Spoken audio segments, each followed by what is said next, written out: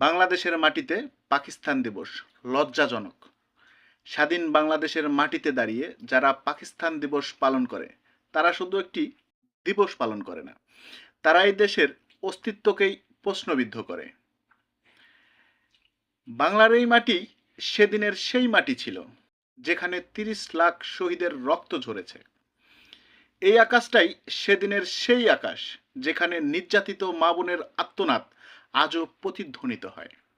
১৯৭১ সালে যারা এই দেশের বিরুদ্ধে দাঁড়িয়েছিল, যারা গণহত্যা, লুটপাট আর ধর্ষণের সহযোগী হয়েছিল, তাদের আদর্শের উত্তরসূরিরা আজ আবার মাথা চাড়া দিয়ে উঠতে চায়।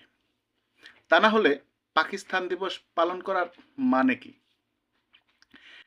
নিশ্চিতভাবে বলা যায় এটা বাংলাদেশের স্বাধীনতাকে অস্বীকার করার ষড়যন্ত্র। এটা শহীদদের আত্মত্যাগকে অপমান করার চেষ্টা।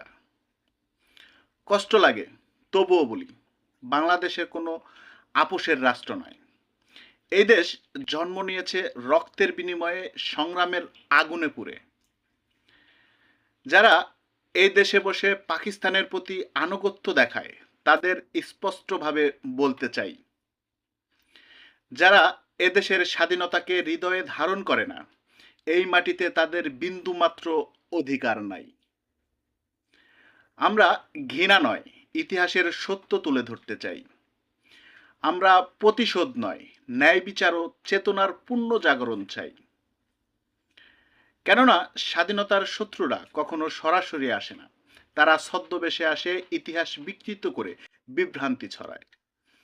তাই তো সময় এসেছে প্রজন্মকে জাগ্রত করার, সত্য ইতিহাস জানার এবং দৃঢ়ভাবে বলার।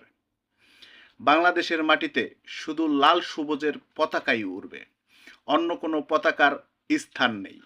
জয় বাংলা, জয় বঙ্গবন্ধু।